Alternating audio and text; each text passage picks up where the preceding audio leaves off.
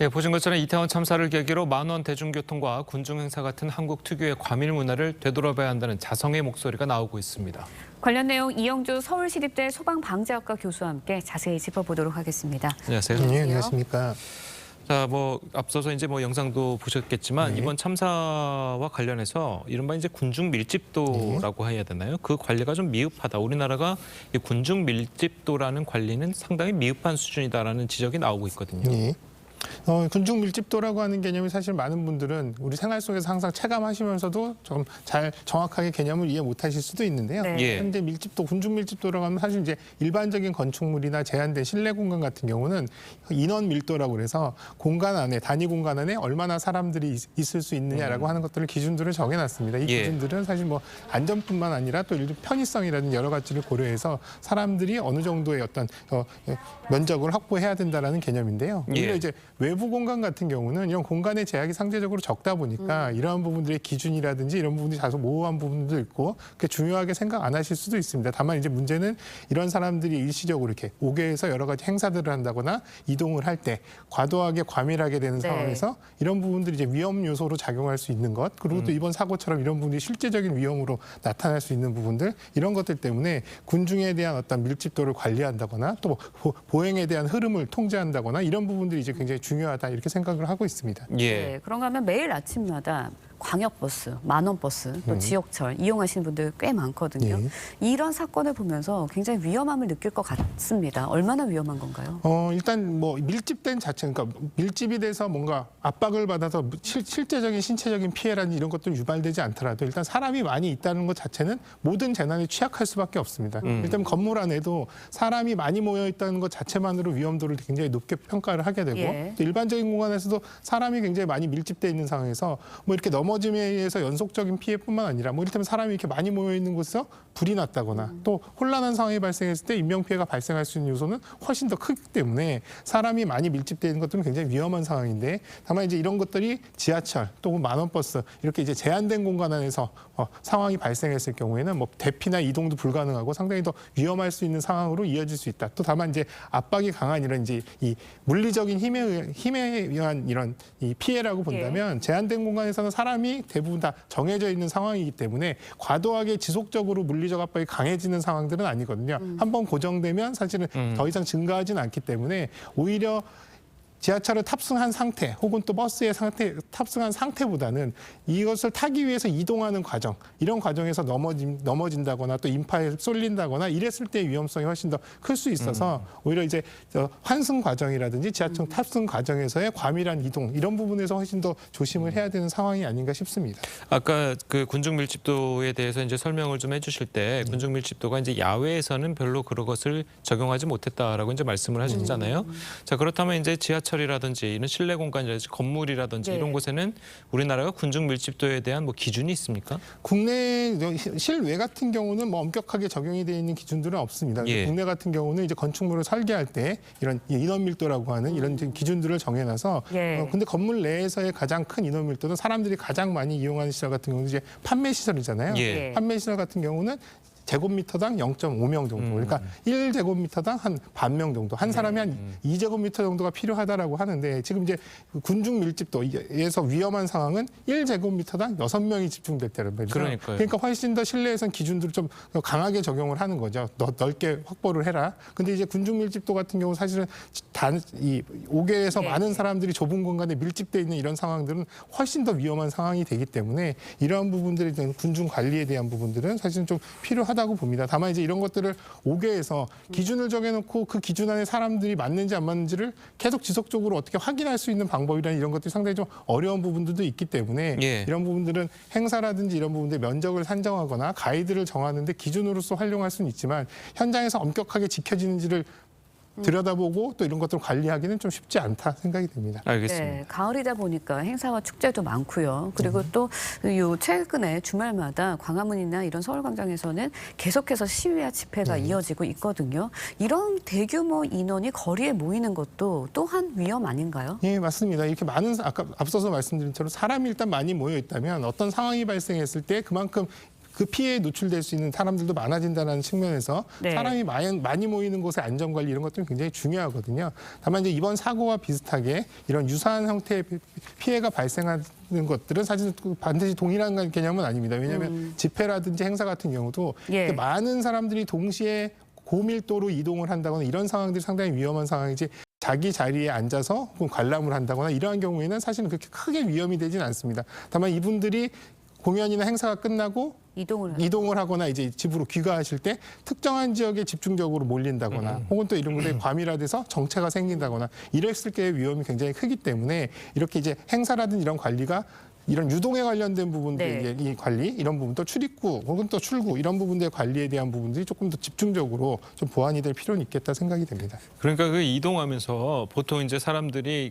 정말 많은 곳에서 이동을 하게 된 경우에 뭐 내가 지금 공중에 떠다닌다라는 표현들을 많이 하잖아요. 자, 떠다닌다는 표현 내가 원래는 저쪽으로 가야 되는데 어쩔 수 없이 이쪽으로 지금 가고 있다라든지 네. 그런 표현을 뭐 지금 출근길에서도 막 그런 표현들을 많이 쓰시고 계시고 그리고 방금 말씀하신 뭐 놀이공원이나 뭐 공연장에서도 이제 예. 그런 표현들을 많이 쓰는데 자 그런 것들이 뭐 해외 연구 결과를 보니까 뭐 난기류 현상이라고 좀 하던데 그런 것은 좀 어떻게 일어나는 겁니까? 이거는 이제 보행 환경들을 검토하고 분석하는 이런 해외 연구들은 상당 부분 있습니다. 국내에서는 그렇게 적극적으로 이루어지는 않았습니다만 예. 이번 기회를 통해서 이제 해외 여러 연구 결과들을 들여다보면 뭐 네덜란드 연구팀에서 연구한 결과들을 보면 좁은 통로를 만들어 놓고 사람들을 이제 교행을 시킵니다. 예. 교행을 시켰을 때 처음에 인원수들이 적었을 때는 원활하게 교행이 되는데요.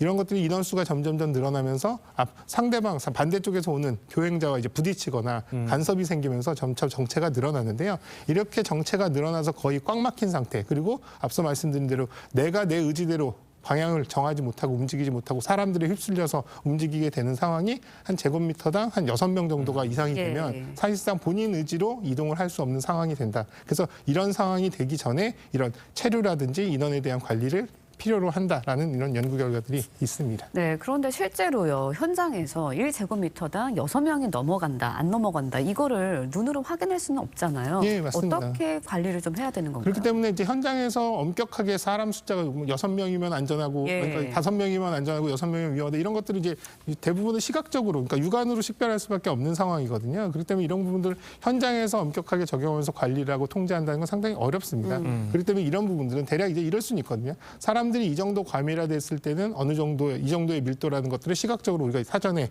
예. 대부분 확인을 해놓고 현상적으로 대략 그런 현상들이 나타나면 그 당시 그에 맞는 조치들을 취할 수 있는 이런 것들은 가능하기 때문에 오히려 이래서 이제 예방적인 조치, 대비가 중요하다고 하는 부분들은 이렇게 과밀화되려고 하는 징조들이 있습니다. 사실 일단 보행할 때 속도가 느려진다든지 사람들이 혹은 또 보행할 때 주변 사람들과 부딪힘 현상이 점점 발생한다라든지 또 어느 순간에는 내가 자유롭게 움직이기가 어렵다든지 뭐 이런 부분들이 이제 전조 증상들이 있거든요. 예. 그러니까 이런 전조 증상들이 발생했을 때 30분 후, 1시간 후 정도면 이런 정체가 생기겠구나, 과밀화가 생기겠구나라는 것들을 예측할 수 있기 때문에 이런 전조 증상을 통해서 사전에 대비하거나 예방하는 부분들 또 이런 부분에 대처하는 부분들은 충분히 가능할 것으로 보입니다. 예, 그럼 앞으로 뭐 크리스마스도 있고 그리고 네. 이제 보신 각종 타종 행사도 이제 예정돼 있잖아요. 자 그렇다면 아까 말씀하신 것처럼 이제 전조 현상이 일어났을 때 어떤 식으로 좀 대처를 해야 될까요? 일단 첫 번째는 많이 인파가 몰릴 때 예방적인 단계, 그다음에 이 대비 단계, 뭐 대응 단계 이렇게 이제 나눠질 텐데 예방적인 조치는 사람이 많이 몰릴 것으로 예상되는 지역의 위험 요소를 제거하는 것들, 또 그다음에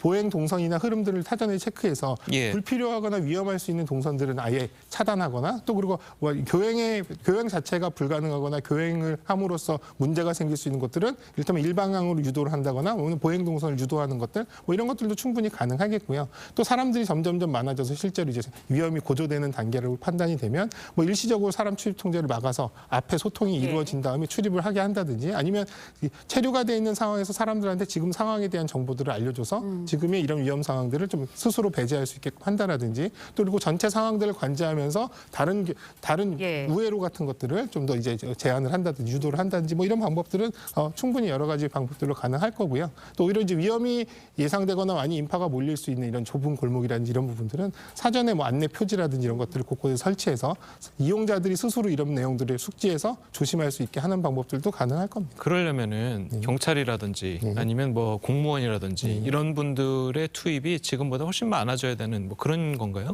물론 이제 양적으로도 뭐 많아질 필요도 있겠습니다만 굳이 꼭 양적으로 늘지 않더라도 사전에 조치를 한다는 측면에서는 사실 꼭 사람이 직접 그 시간에 항상 거기에 있으면서 준비를 하지 않아도 되는 것들이 있거든요. 뭐 말씀드린 대로 여러 가지 이제 표지판이라든지 또 안내를 위한 사인물이라든지 이런 것들로 가능한 부분도 있고요. 사람이 아니라 물론 때문에 바리케이트나 이제 물리적 차단물을 이용해서도 할 수 있기 때문에 물론 꼭 필요한 그런 것들을 하기 위한 기본적인 사람 숫자 또 이를테면 인원들의 배치는 필요하겠지만 사람만 무조건 많이 배치하거나 또 사람이 적어서 못하는 상황들은 아닐 거라 생각이 됩니다. 네, 앞서서도 저희가 전해드렸지만 말씀을 해주셨지만 미국에 있었던 행사에서도 바리케이트를 치면서 이렇게 사람들을 유도하고 안내하는 그런 모습을 봤거든요. 구체적으로 외국의 사례는 어떤가요? 뭐 이번에 사고 때문에 다른 나라의 그럼 축제 때는 어떻게 하느냐 이런 사례들이 많이 소개가 되고 있는데요. 대표적인 사례가 이제 홍콩의 링카이펑이라고 하는 지역.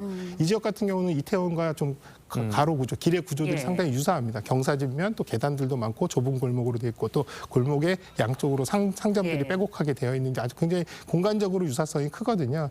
이 공간 같은 경우도 얼마 전에 축제를 했었는데요. 이 축제를 하는 과정에서 야간 시에 이제 사람들이 점점 늘어나게 되니까 이런 경우에 이제 점점 경찰들이 다른 우회 도로를 이 유도를 한다든지 또 실제로 통제를 적극적으로 하는 부분들 또 사람들한테 계속 이런 부분들이 이제 인파 속에서 이런 부분들 통제 활동들을 하는 적극적인 어떤 이런 이 통제들을 보여줘서 안전을 확보하는 이런 것들도 있었고요.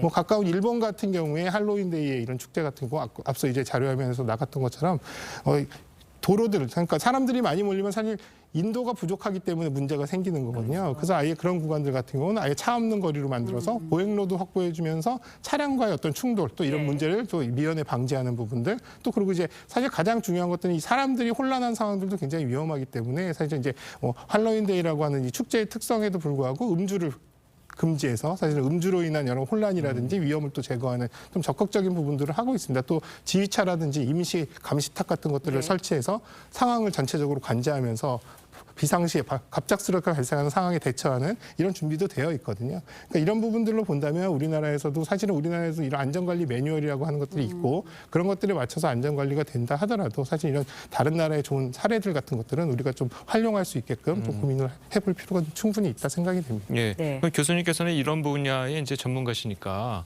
교수님 보시기에는 해외에 이제 여러 사례들이 있잖아요. 우리나라에 가장 적합한 해외 사례는 어디가 있을까요? 우리나라 가장 적합한 사례하면 사실 이걸 적극적으로 물리적으로 뭔가를 차단하는 것들은 상당히 좀 한계는 분명히 있어 보입니다. 또 우리나라 같은 경우는 많은 시민분들이 그런 것들을 굉장히 좀 침해받는 것에 대해서 상당히 좀 부정적이기 때문에 사실 가장 좋은 방법이라고 생각한다면 예방적인 조치로서 이런 동선의 흐름을 원활하게 해서 유도를 한다거나 또 이런 것들에 대한 어떤 충분한 어떤 사전적인 조치를 하는 것들이 가장 중요하다 생각이 되거든요. 그래서 오히려 행사 직전에 이 지역의 교통의 흐름이나 인원의 흐름에 대한 부분들 원활성을 확보하는 부분들 이런 쪽의 중심 그러니까 이 보행 유도에 관련된 부분들과 그다음에 관제를 통해서 상황들 뭐 너무 철저하게 뭔가를 미리 다 물리적으로 차단해 놓기 어렵다면 상황들이 어떻게 돌아가는지를 항상 모니터링하고 있다가 그런 상황이 발생할 수 있는 가능성이 있는 상황을 포착한다면 인지한다면 그 즉시 현장에서 뭐 그런 것들 해결하기 위한 이런 현장 대응 능력 이런 부분들을 조금 더 중점적으로 보완해야 되지 않을까 싶습니다. 알겠습니다. 자, 오늘 교수님 말씀은 여기까지 듣겠습니다. 잘 들었습니다. 고맙습니다.